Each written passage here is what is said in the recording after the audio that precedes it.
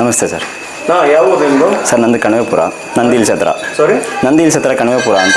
ಹೌದು. ದೂರಿಂದ ಬಂದಿದ್ದಾರೆ ಇಲ್ಲಿ? ಹೌದು ಸರ್, ನಾನು 14 ವರ್ಷದಿಂದ ಬರ್ತಾ ಇದ್ದೀನಿ ಇವತ್ತೆಲ್ಲ. ಹೌದು ಸರ್. ಓಕೆ, ಏನು ಸಮಸ್ಯೆ ಇತ್ತಣ್ಣ? ಸರ್ ನನ್ನ ಸಮಸ್ಯೆ ಅಂದರೆ ನನ್ನ ಕೆಲಸ ಆಗ್ತಿರ್ಲಿಲ್ಲ, ಕೆಲಸ ಮಾಡ್ತಿದ್ದೆ, ಏನು ಮಾಡೋಕ್ಕೂ ಆಗ್ತಿರ್ಲಿಲ್ಲ, ಏನು ಮಾಡಿದ್ರು ಕಷ್ಟ.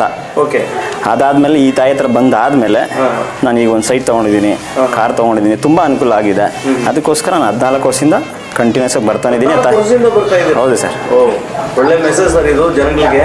ಖಂಡಿತ ಸರ್, ಅದಕ್ಕೆ ಹೇಳ್ಬೇಕಲ್ವಾ, ಎಲ್ಲರಿಗೂ ಗೊತ್ತಾಗಬೇಕು. ಮನುಷ್ಯ ಅನ್ನೋದು ತುಂಬ ಸ್ವಾರ್ಥಿ ಸರ್. ಮನುಷ್ಯ ಏನೋ ಈಗ ನಮ್ಗೇನು ಆಗಿಲ್ಲ ಅಂತಂದ್ರೆ ಯಾರು ಬರ್ತಾರೆ? ಇಷ್ಟು ಜನ ಏನಕ್ಕೆ ಬರ್ತಾರೆ? ಯಾರು ಬರ್ತಾರೆ ಇಲ್ಲಿ ಸರ್? ಈಗ ನಾನು ಸ್ವಾರ್ಥಿನೇ. ಈಗ ನನ್ನ ಕೆಲಸ ಆಗಿಲ್ಲ ಅಂತಂದ್ರೆ ನಾನೇ ನಂಬೋದೇ ಇಲ್ಲ.